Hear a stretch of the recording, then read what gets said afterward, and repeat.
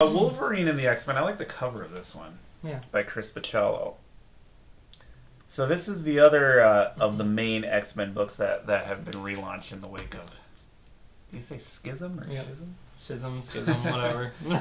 So this is Wolverine's side. So as Dave already explained, Wolverine is now in charge of the school aspect of the X-Men. So he, along with Kitty Pryde, are now the new headmaster and headmistress of a new school for gifted youngsters, the Jean Grey School for Gifted Youngsters. I like that idea. Yeah, that cool. I'm impressed they have not brought Jean Grey back yet. Yeah, it's impressive. I'm shocked. Although there's a lot of hints. It's like of all the characters that come back, you think the character named Phoenix would have come back right away. Like that, at the end of Grant Morrison's run, he basically said, like, obviously he's going to come back. No, they haven't brought her back. So anyway, yeah. So they're the new people in charge of this school. So this had even a larger cast of characters than Uncanny had, because you've got all the students in there, so Beast was in this one. There were some new characters. I don't know if they were brand new or I just wasn't as familiar with them. Who else was a major one in this one that I should mention?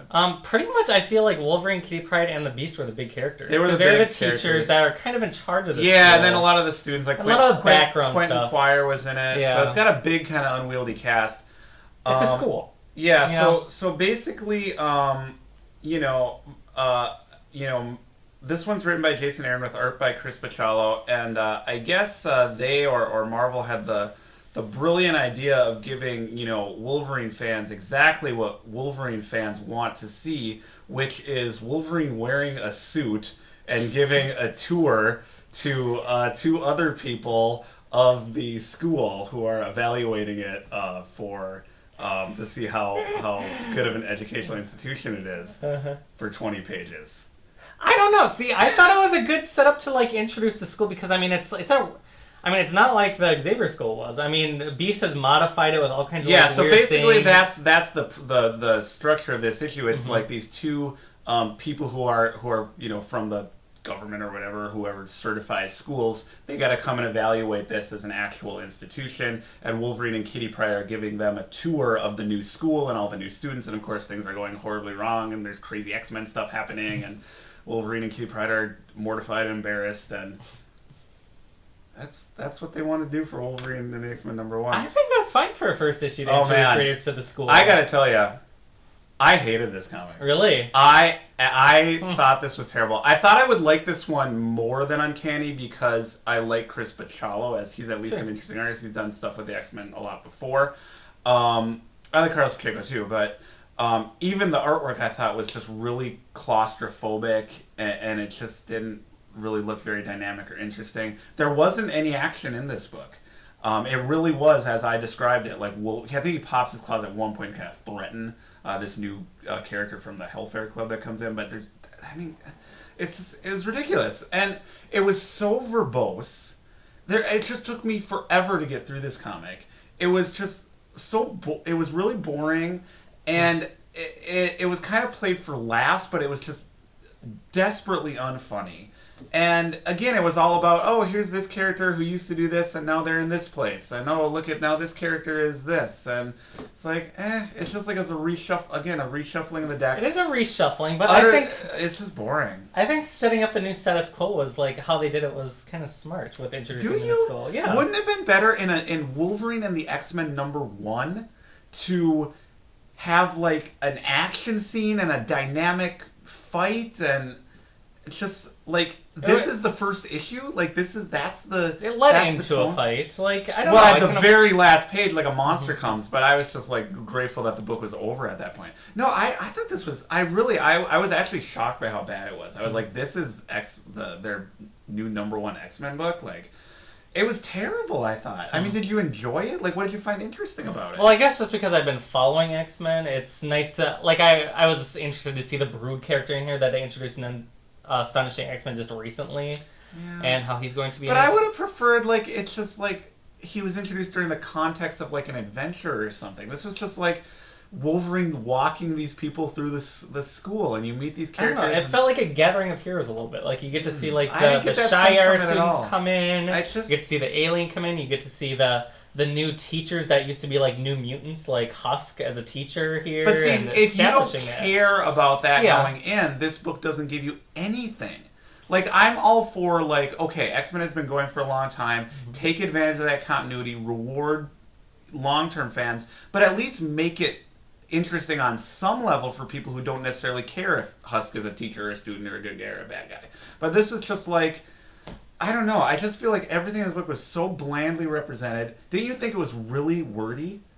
It was Oh wordy, my God. but I mean, it was a tour. I mean... But that's why do I want to read a tour of Wolverine giving a tour? Wolverine and the X-Men I did not think would be like this. And also I just feel like it's a really weird role for Wolverine to be playing. Like, it didn't... I mean, I get that it's like, oh, you would not expect Wolverine to be the one who becomes the teacher and is more into education, and Cyclops is more into... Like, I think there's a fine line between, like, pushing characters into new areas and putting characters where they don't fit and writing against the character. And I feel like that was what was happening here. It just seemed like, why is Wolverine doing this?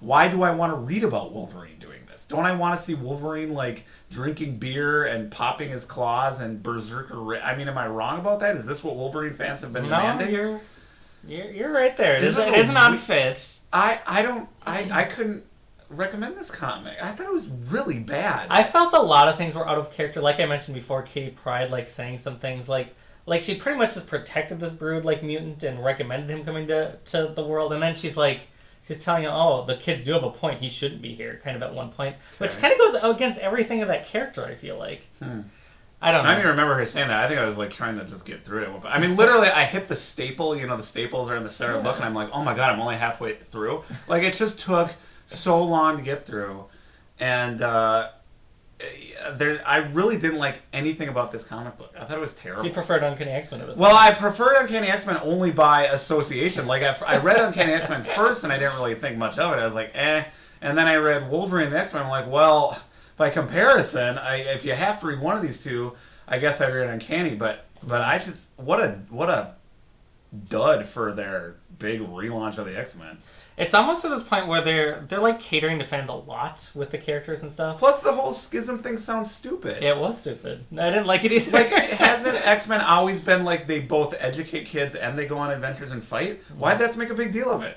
Why'd they have to get in a big fight? What am I missing? Like, you know, Stupid. since Marvel has commented that maybe we will relaunch the entire Marvel universe at some point, it's like, I think this is one thing that would benefit from it because they could kind of like start fresh without this unwieldy cast of characters and catering to fans and stuff like that. They could just like have a blank slate. Yeah. And here it's just gotten kind of out of control a little bit. Like it's gotten away from the creators. You know, that's been the kind of criticism of X-Men historically, right? Like X-Men used to be on top, like in the 90s. Like 70s to the 90s. X-Men was like it at Marvel. And now it's kind of funny, both of these books mention the Avengers. And kind of want to, and Cyclops basically says like, we are tougher, we are cooler than the Avengers.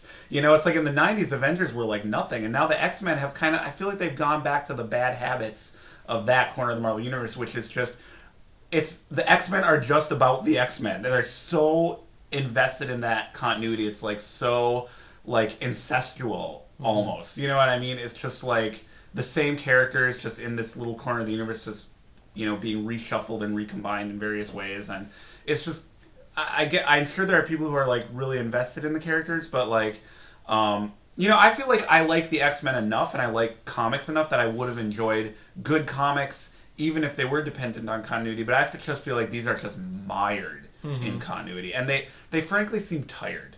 There's nothing fresh. I mean, that's why I feel like some books like Uncanny X-Force and like even Astonishing X-Men with kind of a smaller cast in each of those books. They even split the team in like a couple books recently and went on different adventures, alternating storylines.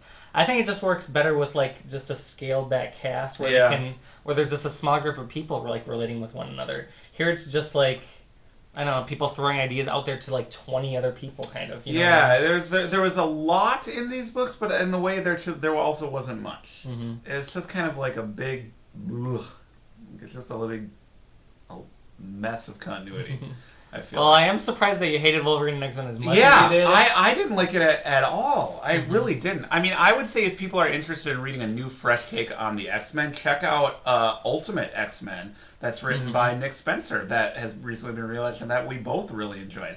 That seemed fresh. Yeah, that seemed like a new idea, and that was entertaining. This is just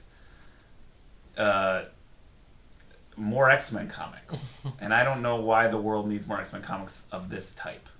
Sorry, X-Men. Didn't like them. All right. So kind of a thumbs down from us for these X-Men books. Yep. I have more of a middle ground, but yeah, my thumb does kind of lean toward the downward. Yeah, kind of a disappointment. Yeah. All right. Well, but you can't win them all. Yeah, exactly. And hopefully we'll see these books relaunched in 6 months anyways. Yeah. Try again. We'll review the next relaunch. All right. Thanks for tuning in this week. We'll see you next week. Bye now. Bye.